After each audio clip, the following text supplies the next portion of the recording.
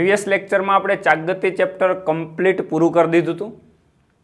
ત્યારબાદ ગબડતી ગતિ માટેના અમુક પ્રોબ્લેમ્સ આપણે સોલ્વ કર્યા હતા. ગબડતી ગતિમાં ઢાળ ઉપરથી પદાર્થ ગબડતો હોય અને સરક્યા વિના વિધાઉટ સ્લીપિંગ જ્યારે ગબડતો હોય ત્યારે નીચે પહોંચે ત્યારે વેગ કેટલો હોય, કેટલા પ્રવેગ સાથે નીચે આવે, કેટલું ફ્રિક્શન હોય, આ બધી જ ચર્ચા પ્રીવિયસ લેક્ચરમાં કરી હતી અને એને રિલેટેડ પ્રોબ્લેમ પણ આપણે સોલ્વ કર્યા હતા. મિત્રો, હવે આપણી પ્રેક્ટિસ ચેપ્ટરની અંદર થઈ ગઈ છે. હવે આપણે પ્રેક્ટિસમાં વધારાની જે આપણી એનસીઆરટીમાં પાછળ જે બધી એક્સરસાઇઝ આપેલી છે સ્વાધ્યાય, તો એની આપણે આજે ગણતરી કરવાની છે અને એના પ્રશ્નો આપણે જોવાના છે. સ્વાધ્યાય બે ભાગમાં વહેંચાયેલું છે. પહેલાં શરૂઆતમાં 21 પ્રશ્નો સ્વાધ્યાયના આપેલા છે, પછી એડિશનલ એક્સરસાઇઝ આપી છે એ 33 સુધી આપેલી છે. તો આપણે 1 બાય 1 એક્સરસાઇઝની ચર્ચા કરશું. ચાકગતિ ચેપ્ટર તમારું રોટેશનલ મોશનવાળું ચેપ્ટર છે. તો એનો શરૂઆતનો પહેલો પ્રશ્ન 7.1 ત્યાંથી આપણે સ્ટાર્ટ કરશું. દોસ્તો, આ પ્રશ્નમાં શું કીધું સમજો. એક સમાન દળ ઘનતા ધરાવતા ગોળો, નળાકાર, રિંગ, સમઘનના આ દરેક પદાર્થના દ્રવ્યમાન કેન્દ્રનું સ્થાન શું હોય અને જો એની નિયમિત દળ ઘનતા હોય તો શું પદાર્થનું દ્રવ્યમાન કેન્દ્ર પદાર્થની અંદર જ હશે કે બારે હોઈ શકે? તો મિત્રો ધ્યાન રાખો, આ વસ્તુ આપણે દ્રવ્યમાન કેન્દ્રવાળા થિયરીમાં આપણે ચર્ચા થઈ ચૂકી છે કે હંમેશા નિયમિત દળ ઘનતા ધરાવતો પદાર્થ હોય. દાખલા તરીકે ગોળો છે તો ગોળાનું સેન્ટર ઓફ માસ સેન્ટરમાં એટલે કે એના ભૌમિતિક કેન્દ્ર ઉપર હોય, પણ એ જરૂરી નથી કે પદાર્થની અંદર જ હોય. જો વિચારો, આ નક્કર ગોળો હોય તો પદાર્થમાં મટીરિયલ વચ્ચે ભરેલું હોય તો પદાર્થમાં છે. આ જ વસ્તુ પોલો ગોળો હોય તો વચ્ચે તો કંઈ નથી. પોલા ગોળામાં તો વચ્ચે તો મટીરિયલ છે નહીં, વચ્ચે તો પોલાણ છે, છતાં પણ એનું સેન્ટર ઓફ માસ વચ્ચે જ આવશે. કારણ કે દ્રવ્ય વિતરણ ચારે તરફ એવી રીતે થયેલું છે કે એનું સેન્ટર ઓફ માસથી વચ્ચે આવે છે. તો જરૂરી નથી કે એનું સેન્ટર ઓફ માસ દ્રવ્યમાં જ હોય. એ આપણે ચર્ચા થઈ ગઈ છે. સેમ વસ્તુ એને કીધી રિંગ, ગોળો કીધો, પછી નળાકાર કીધો. તો નળાકાર લ્યો તો એમાંય દળ વિતરણ સમાન, દળ ઘનતા વિતરણ સમાન છે. તો એનું પણ સેન્ટર ઓફ માસ ક્યાં આવશે? એના ભૌમિતિક કેન્દ્ર ઉપર આવશે. એટલે સપાટી ઉપર નહીં, અમે આ સપાટી નથી દોરેલી, સપાટી ઉપર નહીં, સપાટીની વચ્ચેના ભાગમાં. પણ લંબાઈ, પહોળાઈ આ બધું કરો એના સેન્ટરમાં વચ્ચે આવશે. તો એ પણ જરૂરી નથી. નક્કર નળાકારને બદલે પોળો નળાકાર હોય, ભૂંગળી હોય તો એમાં સેન્ટર ઓફ માસ દ્રવ્યની બહાર હોય.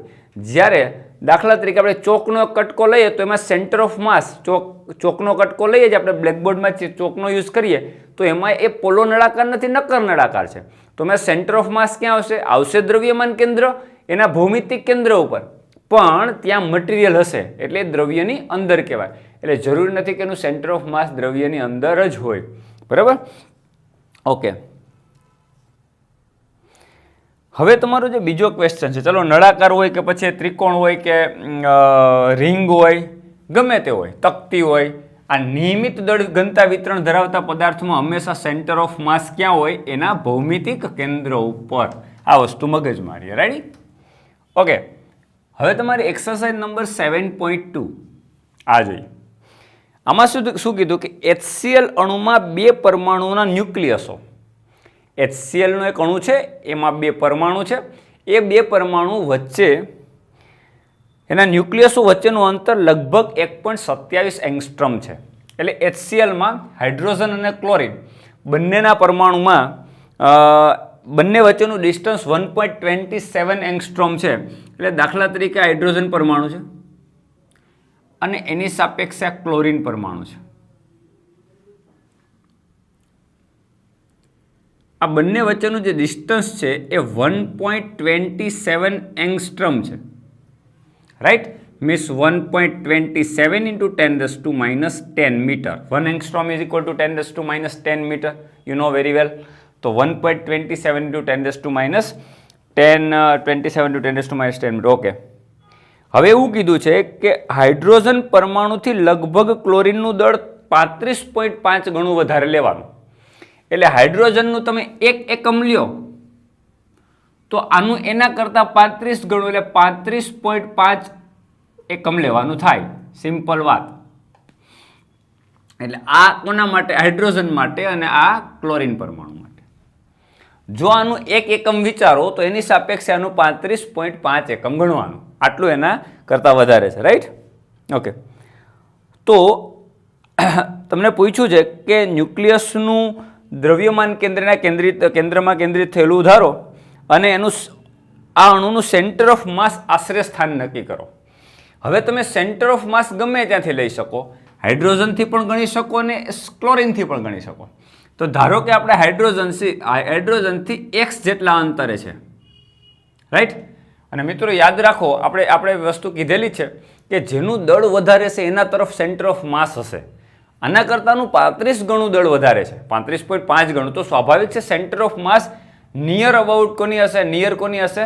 ક્લોરિન. ઓકે, તો આપણે અહીંયા ક્યાંક કન્સિડર કરીએ. હમણાં ખબર પડી જશે, આપણને આઈડિયા આવી જશે કે ક્યાં આવે છે. તો મિત્રો આ બંને વચ્ચેનું અંતર 1.27 એંગસ્ટ્રોમ હોય અને આ x હોય તો સ્વાભાવિક છે કે આ 1.27 માઇનસ x હોય, કારણ કે આ ટોટલ 1.27 છે. આમાંથી x માઇનસ કરો તો 1.27 x થાય. તો તમે ગમે ત્યાંથી ગણી શકો, અહીંથી ગણી શકો ને અહીંથી ગણી શકો. ચલો આપણે આની સાપેક્ષમાં ગણવું છે, હાઇડ્રોજનની સાપેક્ષમાં. તો હાઇડ્રોજનથી સેન્ટર ઓફ માસ ધારો કે x જેટલું અંતર હોય તો આપણે x શોધવો છે, આપણો ટાર્ગેટ છે. ક્લિયર?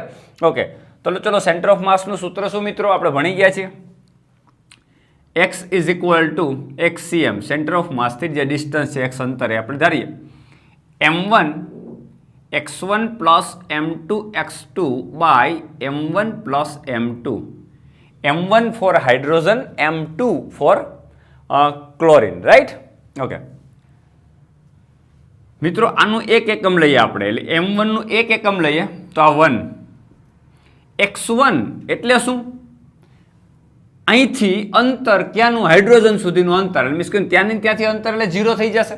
આપણે આ બિંદુની સાપેક્ષે ગણીએ છીએ, ત્યાંથી હાઇડ્રોજન તો ત્યાં જ છે, એટલે એનું અંતર 0 થશે.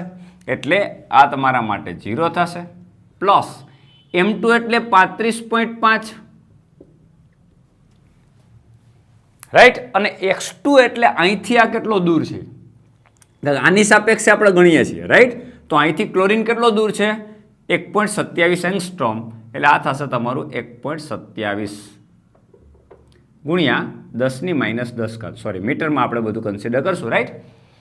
અને m1 પ્લસ m2, એટલે આનું દળ 1 લીધું હોય તો એના કરતાં આનું 35.5 ગણું વધારે. તો આનું 1 એકમ ને આનું 35.5, એટલે આનું લેવાનું 1 પ્લસ 35.5. ક્લિયર મિત્રો? કેલ્ક્યુલેશન કરો અને ફાઇનલી જે તમારો જવાબ આવે xcm એ સેન્ટર ઓફ માસ થશે. ક્યાંથી થશે? અહીંથી થશે. ચલો ફોર એક્ઝામ્પલ આની કંઈક વેલ્યુ આપણે વિચારીએ કે આની બંને વચ્ચે વિચારો. દાખલા તરીકે 1.7 ની બરોબર મિડલમાં વિચારો તો એ શક્ય નથી, કારણ કે આનું દળ વધારે છે. મિડલમાં હોય તો કેટલું? 0 પોઈન્ટ સમથિંગ આવશે, કારણ કે 1નું અડધું 0.5 અને 0.27નું અડધું કરો એટલે 13 × 26 એટલે 0.63 જેવું થાય. જો બરોબર મિડલમાં આવતું 0.63 જેવું થવું જોઈએ. રાઈટ? પણ 0.63 એંગસ્ટ્રોમ નહીં આવે મિત્રો, 1.235 ની આસપાસ આવે. આ તમારો જે આન્સર આવે ને એ લગભગ નિયર અબાઉટ 1.235 એંગસ્ટ્રોમ આવે. તો સાચી વાત છે, કારણ કે 1.27 આ છે, આ તમારું 1.27 છે, સમજો. અને આ તમારું 1.235 આવે, એટલે 1.2 પાછળ શું આવે? 35 અને આ પાછળ શું આવે? 7. તો આ મોટું છે, તો આમાંથી પાછું તમે 1.27 માંથી આ માઇનસ કરી દેશો એટલું આ દૂર હોય. એટલે કોની એકદમ નજીક હશે? ક્લોરિનની એકદમ નજીક સેન્ટર ઓફ માસ હશે. આ નિયર અબાઉટ 1.2235 એંગસ્ટ્રોમ આવે, એ વસ્તુ ધ્યાનમાં રહે. ક્લિયર મિત્રો? એટલે આ તમારી 7.2 એક્સરસાઇઝ. રેડી? નેક્સ્ટ એક્સરસાઇઝ જોઈએ મિત્રો. આના પછીની તમારી 7.3 એક્સરસાઇઝ. એની અંદર શું કીધું છે કે એક ટ્રોલી છે, આ એક ટ્રોલી છે અને એ ટ્રોલી, ચલો આ એક ટ્રોલી વિચાર લઈએ આપણે. રાઈટ? હવે આ છે એ સપાટી લીસી છે. સપાટી કેવી છે? લીસી. હવે ટ્રોલી આમ ગતિ કરે છે અને આ ટ્રોલી ઉપર એક બાળક અહીં બેઠું છે છેડે. આ એક ટ્રોલી છે, ટ્રોલીના છેડે એક બાળક બેઠું છે. અને ટ્રોલી એ લીસી સપાટી ઉપર v જેટલા વેગથી આગળ વધે છે. 7.3 એક્સરસાઇઝમાં શું કીધું કે એક ટ્રોલી છે, આ ટ્રોલી છે તમારા માટે, અને એને છેડે એક બાળક બેઠો છે અને આ આખી ટ્રોલી એક લીસી સપાટી ઉપર v જેટલા વેગથી આગળ વધતી હોય. હવે અચાનક જ બાળક છે એ સ્ટેન્ડઅપ ઊભો થાય છે, રાઈટ, અને એ ટ્રોલી ઉપર ચાલવા માંડે છે. તો તમને શું કીધું છે કે ભાઈ આ ટ્રોલી પ્લસ બાળકના તંત્રના દ્રવ્યમાન કેન્દ્રની ઝડપ ગણો. તો આ ટ્રોલી અને આ બાળક એનું બંનેનું જે સિસ્ટમ તૈયાર થાય છે, બંનેનું એક તંત્ર છે, એનું સેન્ટર ઓફ માસની ઝડપ એટલે VCM આપણે ગણવાનો છે કેટલો હોય. તો આનું સેન્ટર ઓફ માસ ક્યાંક હશે, કારણ કે બાળકનું દળ કાંઈક છે, ટ્રોલીનું કાંઈક દળ છે, તો એનું સેન્ટર ઓફ માસ ક્યાંક હશે. હવે આપણને નથી ખબર બાળકનું દળ, નથી ખબર ટ્રોલીનું દળ, એટલે આપણે સેન્ટર ઓફ માસ ક્યાંય ગણતરી કરી શકાય નહીં અને ગણતરી કરવાની જરૂર પણ નથી. આમાં બહુ સિમ્પલ સમજો મિત્રો કે ધારો કે આ ટ્રોલીનું કાંઈક દળ છે, એની પર બાળક છે, એનું સેન્ટર ઓફ માસ અહીંયા ક્યાંક આવે છે ફોર એક્ઝામ્પલ.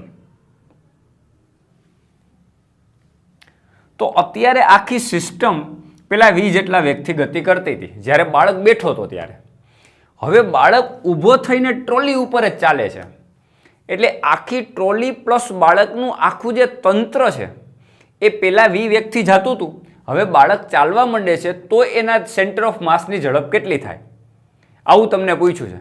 મિત્રો ખાસ ધ્યાન રાખો કે બાળક ટ્રોલી ઉપર જ ચાલે છે અને ટ્રોલી અને બાળકનું એક જ સિસ્ટમ છે.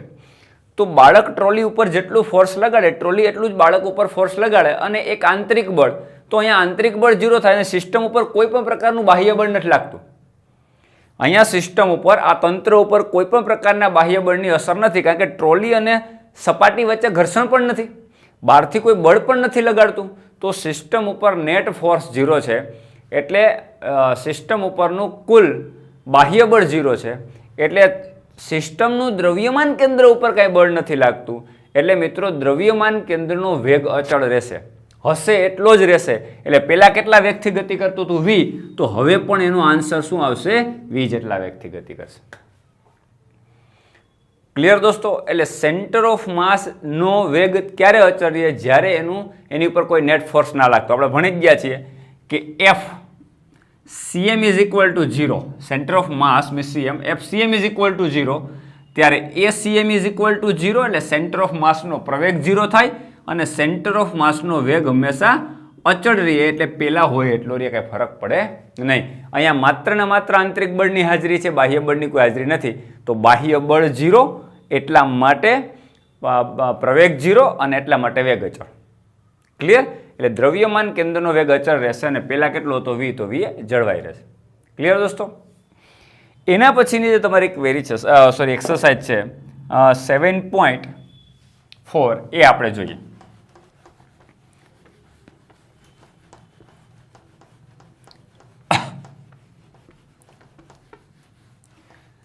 મિત્રો 7.4 શું કીધું છે? એક્સરસાઇઝ નંબર તમારી 7.4. દર્શાવો કે સદિશો એ અને બી થી બનેલ ત્રિકોણનું ક્ષેત્રફળ એ ક્રોસ બી ના મૂલ્યથી અડધું હોય. એટલે બે સદિશ કીધા એને લેવાના. ધારો કે આનું એ સદિશ કહી દો, ફોર એક્ઝામ્પલ આ મારા માટે એ સદિશ અને બીજો કોઈ સદિશ મારા માટે બી, રાઈટ? તો આનાથી આપણે એક ત્રિકોણ તૈયાર કરવાનો, એટલે આને ડોટેડ લાઇનથી હું જોડ દઉં. ધારો કે આ બંને વચ્ચેનો ખૂણો થીટા છે, સદિશ એ અને સદિશ બી, એનાથી એક ત્રિકોણ તૈયાર કરવાનો આપણે.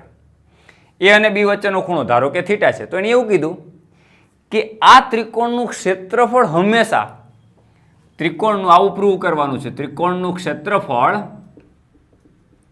કેટલું હોય, તો કે એ ક્રોસ બી, એટલે એ ક્રોસ બી ના મૂલ્ય કરતાં અડધું આપણે પ્રૂવ કરવાનું છે. આ કામ પણ આવશે તમને મિત્રો. આ ખાસ ધ્યાન રાખજો, તમને JEE અને નીટ જેવી એક્ઝામની અંદર જે કોન્સેપ્ચ્યુઅલ ક્વેશ્ચન પૂછે ત્યારે આ તમને સીધું મગજમાં આવવું જોઈએ કે બે સદિશોથી બનતા ત્રિકોણનું ક્ષેત્રફળ હંમેશા બે સદિશોના સદિશ ગુણાકારના મૂલ્ય કરતાં અડધું હોય, એટલે a ક્રોસ b બાય 2 હોય. આપણે પ્રૂવ કરી દઈએ હમણાં. મિત્રો સમજો, ધારો કે આ સદિશ a છે અને b વચ્ચે કાંઈક ખૂણો થીટા છે, રાઈટ? તો મારે શું જોઈએ? a ક્રોસ b જોઈએ, રાઈટ?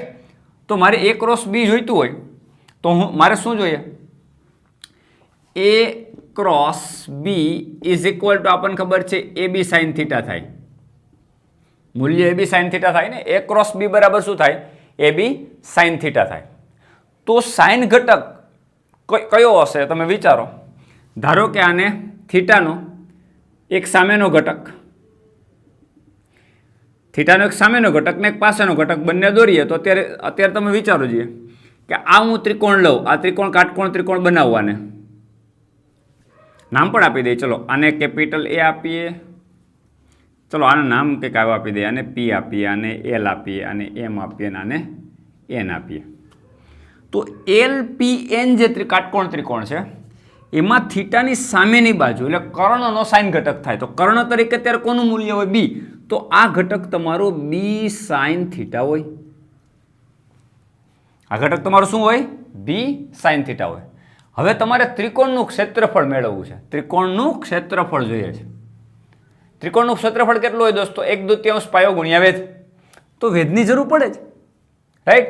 તો ત્રિકોણનું ક્ષેત્રફળ હું લખું કે ત્રિકોણ, આપણે કયો ત્રિકોણ થાય? NLM. ત્રિકોણ NLM નું ક્ષેત્રફળ બરાબર 1/2 પાયો કેટલાનો? a નો, કારણ કે પાયો આખો a સદિશ છે એટલે a નું મૂલ્ય. વેધ એટલે કોનું મૂલ્ય? NP નું મૂલ્ય એટલે કે b sin થીટા, એટલે હું લખું b નું મૂલ્ય અને ગુણ્યા sin થીટા થશે. તો ત્રિકોણનું ક્ષેત્રફળ મને શું મળ્યું? જો AB sin થીટા. તો AB sin થીટા કોણ? A ક્રોસ B નું મૂલ્ય એટલે AB sin થીટાની જગ્યાએ હું લખી નાખું A ક્રોસ B નો માનાંક. AB sin થીટા એટલે A ક્રોસ B નો માનાંક અને છેદમાં તો 2 છે જ. તો આપણને શું મળ્યું? ત્રિકોણનું ક્ષેત્રફળ. મિત્રો આ વસ્તુ મગજમાં રાખવાની છે. સેમ વસ્તુ હજી પણ ધ્યાન રાખજો, એક્ઝામમાં પૂછાય તો આનાથી તમે સમાંતર બાજુ ચતુષ્કોણ બનાવો તો કેટલું થાય એનું ક્ષેત્રફળ? આના કરતા બમણું.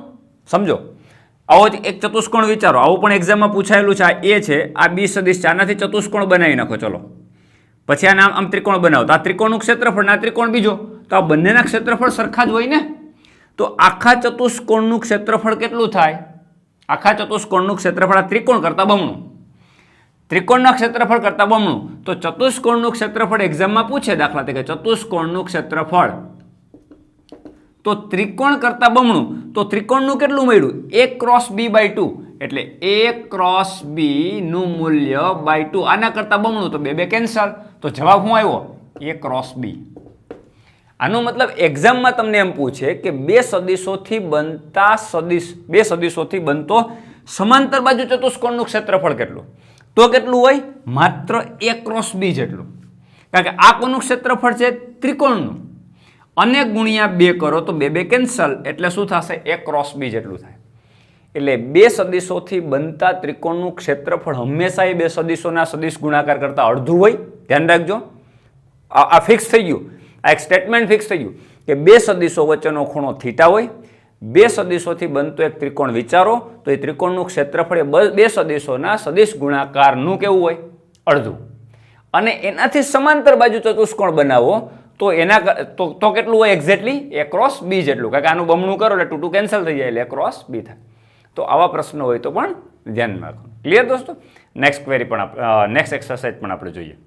હવે એના પછીની જે તમારી એક્સરસાઇઝ છે 7.5,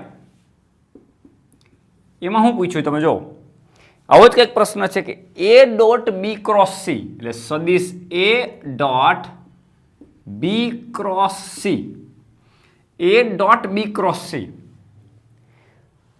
એ ત્રણ સદિશો A, B અને C થી બનતા સમાંતર બાજુ ચતુષ્ફલકના કદના મૂલ્ય બરાબર હોય. આવું સાબિત કરી દો. આ જે છે A dot B cross C, હમણાં આપણે શું સાબિત કર્યું કે બે સદિશોથી બનતા ત્રિકોણનું ક્ષેત્રફળ હંમેશા એ બંને સદિશોના સદિશ ગુણાકાર કરતા અડધું થાય.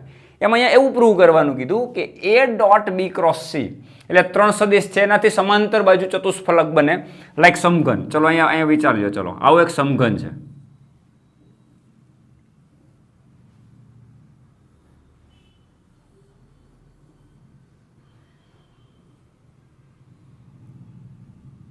રેડી? આ સમાંતર બાજુ ચતુષ્ફલક. હવે આમાં એ બી અને સી એ ત્રણેય બાજુના મૂલ્ય છે. એટલે દાખલા તરીકે આ બાજુ, તો આ જે સાઈડ છે એને હું ધારો કે એ કહી દઉં. ચલો આનું માપ એ કહી દો, રાઈટ. અને આ જે છે ને એક્સ અક્ષ ઉપર લેવાનું, અક્ષ સાથે બતાવો. ધારો કે આ જે છે વાય અક્ષ ઉપર હું બી લઈ લઉં. એટલે આ બાજુનું માપ બી છે, આ બાજુ સદિશ બી છે ટૂંકમાં, અને સેમ આ બાજુ સદિશ સી છે, અને આ તમારી ઝેડ અક્ષ છે. આ રીતે લીધી.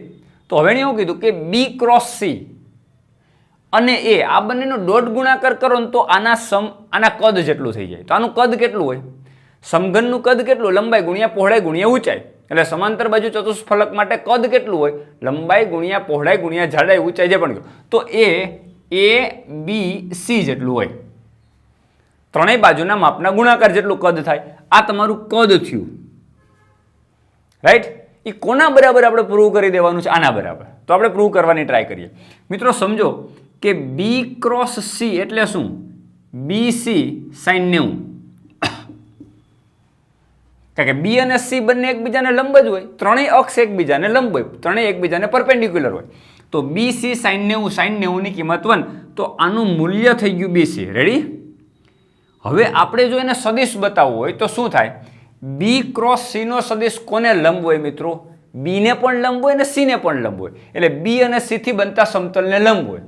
તો બી અને સી ને લંબ કોણ? આ બી અને આ સી. એટલે વાય અને ઝેડ એને લંબ, એટલે વાય ને પણ લંબ હોય અને એક્સ ઝેડ ને પણ લંબ હોય. તો એ કઈ અક્ષ ઉપર વહી જાય? એક્સ અક્ષ ઉપર. જો એક્સ વાય ને લંબ કયો તો એ એક્સ ને લંબ અને વાય ને લંબ, તો એ ઝેડ ઉપર આવી જાય. એક્સ ઝેડ ને લંબ કયો તો એક્સ ને લંબ અને વાય ને લંબ, એટલે એક્સ અને ઝેડ ને લંબ એટલે વાય અક્ષ ઉપર આવી જાય. તો અહીંયા બી ક્રોસ સી ને લંબ એટલે બી ક્રોસ સી ની દિશા કેમ થાય? બી એટલે વાય અક્ષ ઉપર અને સી એટલે ઝેડ અક્ષ ઉપર. એને લંબ એટલે કઈ? એક્સ અક્ષ. એનો મતલબ બી ક્રોસ સી કયા સમતલમાં નહીં હોય દોસ્તો? બી અને સી થી બનતા સમતલમાં હોય નહીં ક્યારે. આપણે જમણા હાથનો સ્ક્રૂનો નિયમ આપણે ભણી ગયા દોસ્તો. હંમેશા બે સદિશોનો ક્રોસ ગુણાકાર એનાથી બનતા સમતલને લંબ જ હોય. તો આ તમારું કયું સમતલ? બીસી. એને લંબ કયું થાય? એક્સ. તો તમારી બી ક્રોસ સી ની દિશા કઈ દિશામાં હશે? એક્સ દિશામાં. મગજમાં રાખજો. બીસી વાળી દિશા એટલે કોની દિશામાં હશે? એક્સ અક્ષની દિશામાં. ક્લિયર? ઓકે. હવે આપણે આનો ડોટ ગુણાકાર કરીએ. તો A dot B cross C આનું મૂલ્ય કેટલું થાય? એ ડોટ બી, યાદ કરો, એ ડોટ બી બરાબર આમ લખતા ને આપણે એ બી કોસ થીટા, જ્યાં થીટા કોની વચ્ચેનો ખૂણો. એ ડોટ બી એટલે એનું મૂલ્ય, બીનું મૂલ્ય. ચાલો, એનું મૂલ્ય બી ક્રોસ સી નું મૂલ્ય એટલે બીસી, સાઈન 90 નહીં, સાઈન 90 ની કિંમત 1. તો એનું મૂલ્ય એટલે એ. બી ક્રોસ સી નું મૂલ્ય એટલે બીસી સાઈન 90, સાઈન 90 ની કિંમત 1 એટલે બીસી, એટલે એબીસી થઈ ગયું. એ બીસી. ક્લિયર? હવે કોની વચ્ચેનો એંગલ જોવાનો? થીટા કોની વચ્ચેનો એંગલ હોય? એ અને બી વચ્ચે. આ બે સદિશ વચ્ચેનો. એ બે સદિશ અહીંયા કોણ છે? એ અને બી ક્રોસ સી. તો એ કઈ દિશામાં? એક્સ અક્ષની દિશામાં. એ તો એક્સ અક્ષની દિશામાં. અને બી ક્રોસ સી ની દિશા કઈ દિશામાં? એ પણ એક્સ અક્ષની દિશામાં. હમણાં જ મેં તમને કીધું બી અને સી થી બનતા સમતલને લંબ એટલે એક્સ. બંને એક જ દિશામાં થાય એટલે અહીંયા તમારું આવે cos 0. શું આવે? cos 0. અને દોસ્તો cos 0 ની કિંમત 1 થાય એટલે આ તમારો જવાબ આવે એ બી સી. શું થયું? A dot B cross C નું મૂલ્ય કેટલું થયું? એબીસી જેટલું. એબીસી શું હોય? આ સમાંતર બાજુ ચતુષ્ફલકનું શું થયું? કદ. તો આપણે પ્રૂવ કરી દીધું કે A dot B cross C એ સમાંતર બાજુ ચતુષ્ફલકના કદ જેટલું હોય. એટલે ઘણી વખત એક્ઝામમાં આ પણ કોન્સેપ્ટ મગજમાં રાખવા જેવો છે કે સમાંતર બાજુ ચતુષ્ફલક હોય તો એમાં ત્રણેય બાજુ તમે વિચારો, એ બાજુ ઉપર હંમેશા સદિશ મૂકેલા હોય એવું વિચારવાનું. તો એક સદિશ ગુણ્યા બાકીના બે સદિશનો ક્રોસ ગુણાકાર, એની વચ્ચેનો ડોટ ગુણાકાર હંમેશા એ સમચતુષ્ફલકના કદ જેટલું હોય. તો તમે એક્ઝામમાં ડાયરેક્ટલી પ્રશ્ન સોલ્વ કરી શકો, વેલ્યુ આપેલી હોય તો પણ. ક્લિયર મિત્રો? નેક્સ્ટ ક્વેરી જોઈએ. હવે પછીની તમારી જે એક્સરસાઇઝ છે 7.6 અને 7.7, આ બંનેની ચર્ચા આમ તો ક્લાસરૂમમાં થઈ ગઈ છે, મીન્સ કે આપણે આગળના થિયરીના લેક્ચરમાં થઈ ગઈ છે, પણ તે છતાંય તમને કંઈ કન્ફ્યુઝન ના રહે એટલા માટે હું જસ્ટ તમને સમજાવી દઉં છું. એને કીધું કે એક્સ વાય ઝેડ 7.6ની ચર્ચા કરીએ આપણે. એક્સ વાય ઝેડ ઘટકો સાથે તેમના સ્થાન સદિશ આર અને પીએક્સ પીવાય પીઝેડ ઘટકો સાથે એના વેગમાન પી હોય તો તે કણના કોણીય વેગમાન એલના એક્સ વાય ઝેડ અક્ષો ઉપરના ઘટકો શોધો કે જો કણ ફક્ત એક્સ વાય સમતલમાં જ ગતિ કરે તો કોણીય વેગમાનનો માત્ર ઝેડ ઘટક જ હોય, આવું કહેવાનું છે. પહેલાં એને શું કીધું કે આર જે છે એના સ્થાન સદિશના 3 ઘટક, બરાબર, એક્સ વાય અને ઝેડ, અને વેગમાનના સદિશના 3 ઘટક પીએક્સ પીવાય ને પીઝેડ. તો કોણીય વેગમાનના ઘટકો શોધો. પહેલી વાત આ. બીજો પ્રશ્ન એવો પૂછ્યો છે કે જો કણ માત્ર એક્સ વાય સમતલમાં જ ગતિ કરતો હોય તો કોણીય વેગમાન છે એ ઝેડ દિશામાં જ થાય. તો સિમ્પલ વાત છે મિત્રો કે આરના 3 ઘટકો એટલે એના યામ, આર એટલે સ્થાન સદિશ થયો ને, દાખલા તરીકે કોઈ એક પણ સંદર્ભ બિંદુ લીધું એની સાપેક્ષમાં કોઈ એક કણ લીધો તો એના સ્થાન સદિશ એક્સ વાય અને ઝેડ યામ, તો ઈ યામ એણે કહી દીધા છે. શું કીધા? આરના સ્થાન સદિશ એક્સ વાય અને ઝેડ, રાઈટ. અને એના વેગમાનના ઘટકો એટલે પી ના ઘટકો પી એક્સ પી વાય અને પી ઝેડ કીધા. આરના ઘટકો, આ વેગમાનના ઘટકો. તો કોણીય વેગમાનના ઘટકો મેળવો તો મિત્રો કોણીય વેગમાન એલનું સૂત્ર આપણને ખબર છે આર ક્રોસ પી, રાઈટ. અને આને આ રીતે નિશ્ચાયકમાં લખાય, પહેલાં આઈ કેપ, પછી જે કેપ, પછી કે કેપ. આર એટલે આરના 3 ઘટક પહેલાં લખવાના, એક્સ વાય ઝેડ. આ વસ્તુ મેં તમને થિયરીમાં ભણાવી દીધી છે. જેને કોણીય વેગમાનનો મારો થિયરીનો લેક્ચર ના જોયો હોય પહેલાં જોઈ લે, પછી જ આમાં એન્ટર થાય. આમ તો થિયરી કમ્પ્લીટ ભણ્યા પછી જ તમારે સ્વાધ્યાયમાં જવું જોઈએ, નહીં તો ઉપરથી જશે, ધ્યાન રાખો. પછી તમારો વેગમાનના ઘટકો એટલે પી એક્સ પી વાય અને પી ઝેડ લેવાના, રાઈટ. આને કહેવાય નિશ્ચાયક. હવે આનું સાદુરૂપ આપવાનું હોય તો સાદુરૂપ માટે મેં તમને શીખવાડ્યું હતું કે આનું સાદુરૂપ આવી રીતે લખવાનું છે. આઈ કેપ એમનેમ, આઈમાં ઊભી અને આડી બંને લાઈન છે એને બાદ કરતા જે ઘટકો 4 બચે એનો ક્રોસ ગુણાકાર કરવાનું. ફર્સ્ટ ટાઈમ અહીંથી સ્ટાર્ટ કરવાનું લેફ્ટથી. વાય પી ઝેડ એટલે કે P Z Y minus P Y Z, Y P Z એટલે કે પી ઝેડ વાય, આ બેનો ગુણાકાર, પછી માઇનસ વચ્ચે, પછી ઝેડ પી વાય એટલે કે પી વાય ઝેડ. ક્લિયર? પછી આવે પ્લસ જે કેપ. પણ ધ્યાન રાખવાનું, જેમાં પણ ઉપરની આડી લાઈન બે કાઢી નાખો, જે વાળી જે લાઈન છે કાઢી નાખો, આ આડીને ઊભી, તો આ 4 ઘટક બચે, એક્સ ઝેડ, પી એક્સ અને પી ઝેડ. પણ બીજી વખતે લેફ્ટથી ગણતરી નથી કરવાની. બીજી વખતે તમારે આ પેલો ક્રોસ ગુણાકાર લેવાનો, જે પેલા લીધો એના કરતાં ઊંધો. એક્સથી ચાલુ કર્યું તો એમને ઝેડ પી એક્સ એટલે પી એક્સ ઝેડ માઇનસ આ જે છે એ લીધો, હવે આ લેવાનો પી ઝેડ એક્સ.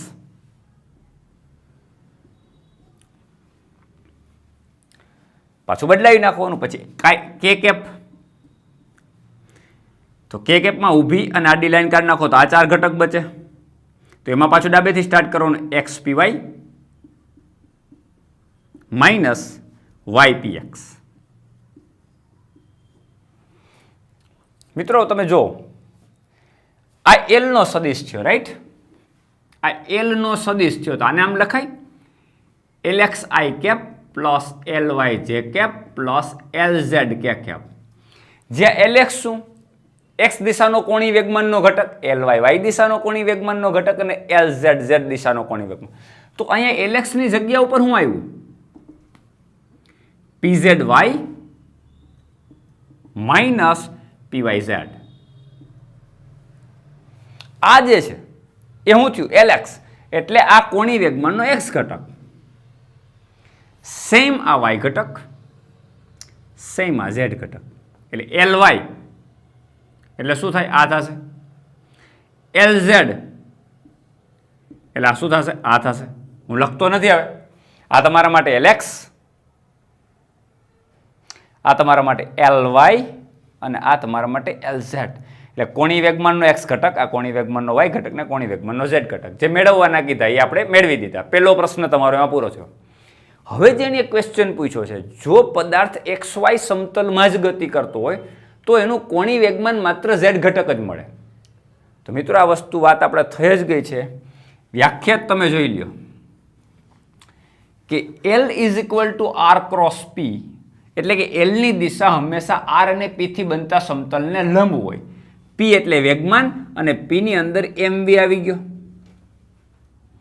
તો વેગ છે તો R ને પણ કોણી વેગમાન લંબ હશે અને P માં mv એટલે v ને પણ લંબ હોય. એટલે v જે સમતલમાં ગતિ કરતો હોય એ સમતલને હંમેશા L લંબ હોય.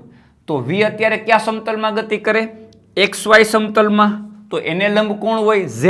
તો તમારું કોણી વેગમાન Z ની દિશામાંનો ઘટક જ મળે, x અને y ની દિશામાંનો ઘટક મળે નહીં. જો કણ YZ માં જ ગતિ કરતો હોય, YZ સમતલમાં જ ગતિ કરતો હોય, તો કોણી વેગમાન એને હંમેશા લંબ જ હોય. આપણે ભણી ગયા એનો ક્રોસ ગુણાકાર છે. તો y ને પણ લંબ અને z ને લંબ એટલે શું થાય? x. તો કોણી વેગમાનનો માત્ર Lx ઘટક જ જવાબદાર હોય ચાક ગતિ કરવા માટે અથવા તો ચાક ગતિ દરમિયાન. એમાં y અને z ઘટક ના આવે, મીન્સ આ 0 થઈ જતા હોય, આ બે y અને z 0 થઈ જતા હોય. કારણ કે ગતિ શેમાં થાય છે? YZ માં. જો ગતિ XY સમતલમાં થતી હોય તો માત્ર LZ જ મળે. LZ મીન્સ આ એક જ ઘટક મળે, આ બે 0 થઈ જતા હોય. સમજાણું દોસ્તો? તો અહીંયા તમારું સાબિત થઈ ગયું છે કે જ્યારે કણ XY સમતલમાં ગતિ કરતો હોય ત્યારે એનો Z ઘટક જ મળે. જો YZ સમતલમાં ગતિ કરતો હોય તો x જ મળે. અને YX માં ગતિ કરતો, સોરી XZ માં ગતિ કરતો હોય તો એનો માત્ર LY ઘટક જ જવાબદાર, એક LY ઘટક જ મળે. એટલે હંમેશા કોણ જે સમતલમાં ગતિ કરતો હોય એને લંબ દિશાનો જ કોણી વેગમાનનો ઘટક હોય, બાકીના બધા ઘટકો છે એ શૂન્ય થઈ જતા હોય. ક્લિયર મિત્રો? નેક્સ્ટ તમારો એક્સરસાઇઝ આપણે જોઈએ.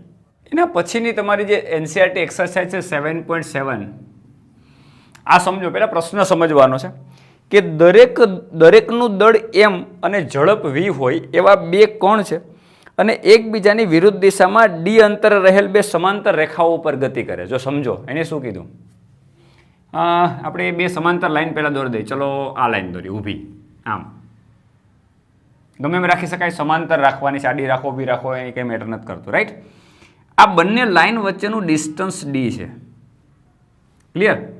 અને આ લાઈન ઉપર એક કણ જો આમ ધારો આ દિશામાં ગતિ v વેગથી અને એનું દળ એમ લ્યો, તો બીજો કણ એની વિરુદ્ધ દિશામાં ગતિ કરતો હોય આટલા જ વેગ સાથે અને એનું પણ દળ કેટલું લેવાનું છે એમ. આવું રકમમાં એને કીધું છે. બે વચ્ચેનું ડિસ્ટન્સ, સમાંતર રેખા વચ્ચેનું ડિસ્ટન્સ d છે, એક કણનું દળ એમ, બીજાનું એમ, એકનો વેગ v, બીજાનો વેગ, પણ બંને વિરુદ્ધ દિશામાં ગતિ કરે. તો કોઈ પણ બિંદુની સાપેક્ષે તમે કોણી વેગમાન ગણો તો એનો સદિશ સરવાળો, આ બેયનો સરવાળો કરવાનો. દાખલા તરીકે આનું વેગમાન હું L1 કહું અને આના માટે હું વેગમાન L2 કહું, તો આનો સદિશ સરવાળો કરો ને તો બે કેસમાં કોઈ પણ બિંદુની સાપેક્ષે ગણો તો એ સરખો જ થવો જોઈએ. આવું એને પ્રૂવ કરવાનું કીધું. આપણને એનાથી જાણવા મળશે કે ખરેખર આ વાત સાચી. જો કોઈ પણ બિંદુ લઈ લો, ચલો આ બિંદુ લઈ લે A, અહીં વચ્ચે ક્યાંક બિંદુ લઈ લે B, અહીં લ્યો C, ગમે નહીં, અહીંયા C લઈ લે, આ લેખા ઉપર બીજો એક બિંદુ C લઈ લે. આ લાઈન ઉપર એક બિંદુ લીધું, આ લાઈન ઉપર એક બિંદુ લીધું, ને વચ્ચે ક્યાંક લીધું, અને આ વચ્ચેનું પોઈન્ટ છે ને અહીંથી x જેટલો અંતર છે. તો આ કેટલું હોય? d minus x. સ્વાભાવિક છે, આખું d હોય ને આ x હોય તો આ d માઇનસ x હોય. કોણી વેગમાન ગણવા માટે સાપેક્ષ પોઈન્ટ એટલે સંદર્ભ બિંદુ અનિવાર્ય છે. તો આપણે ત્રણ સંદર્ભ બિંદુ લીધા, A, B અને C. ચલો પેલા A ની સાપેક્ષે ગણીએ. સમજો, પેલા A ની સાપેક્ષે ગણીએ. એને કહી દઉં LA. યાદ કરો કોણી વેગમાનની ડેફિનેશન શું? R cross P, right? P એટલે mv, P એટલે વેગમાન. તો આનું વેગમાન mv ને આનું વેગમાન mv જ થશે, રાઈટ? ઓકે, તો પહેલા આપણે L is equal two R cross P. ચલો આ A ની સાપેક્ષે સમજો, આ બિંદુની સાપેક્ષે, આ બિંદુની સાપેક્ષે આ કોણનું કોણી વેગમાન કેટલું? 0. શું કામ? કારણ કે આ બિંદુમાંથી જ વેગમાનની કાર્યરેખા પસાર થાય. મિત્રો, જ્યારે આ બિંદુમાંથી જ વેગમાનની કાર્યરેખા પસાર થતી હોય ત્યારે કોણી વેગમાન 0 થાય. આ થિયરી મારી વાંચી લેજો, પછી જ આની અંદર એન્ટર થતો. મેં કીધું હતું કે બળની કાર્યરેખા સંદર્ભ બિંદુમાંથી પસાર થતી હોય તો ટોર્ક 0 હોય. એમ વેગમાનની કાર્યરેખા સંદર્ભ બિંદુ, જે આપણે બિંદુ ધાર્યું એમાંથી જ પસાર થાય તો એનું કોણી વેગમાન 0 થઈ જાય. LA એટલે કોની આ કણનું કોણી વેગમાન એની સાપેક્ષે 0 એટલે પહેલાનું આપણે 0 પ્લસ હવે આ બિંદુની સાપેક્ષે આનું લેવું પડે તો આ કેટલો દૂર છે d તો d જેટલું લંબ અંતર અને વેગમાન mv તો યાદ કરો કોણી વેગમાનની ડેફિનેશન કોણી વેગમાન બરાબર વેગમાનની કાર્યરેખાથી સંદર્ભ બિંદુ સુધીનું લંબ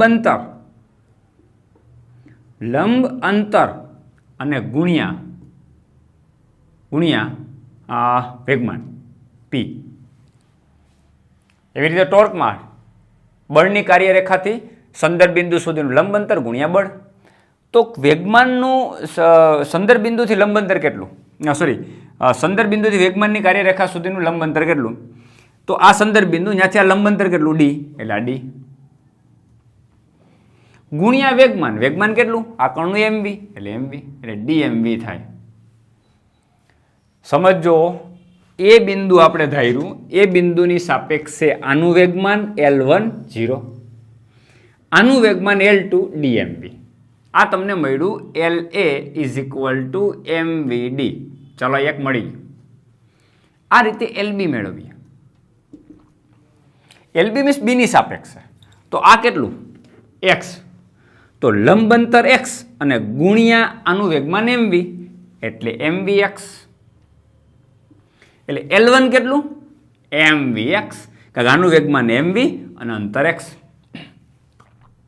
ક્લિયર પ્લસ હવે અહીં પ્લસ આવે કે માઇનસ એ ડિરેક્શન ઉપર ડિપેન્ડ છે પણ આમાં બધાની વેગમાનની દિશા સંદર્ભ બિંદુની સાપેક્ષે એક જ થશે તમે જો આની સાપેક્ષે આ દિશામાં તમે જાઓ આની સાપેક્ષે આનું આ વેગમાનની કાર્યરેખા ઉપર હું અંતર સદિશ દોરું r સદિશ તો L = r cross p ચલો L = r cross p આ બંનેને લંબ આમ સ્ક્રૂ રાખવાનો r થી p ઘુમાવવાનો p એટલે વેગમાનનો સદિશ આમ ઘુમાવેલો સ્ક્રૂ કેમ જાય અંદર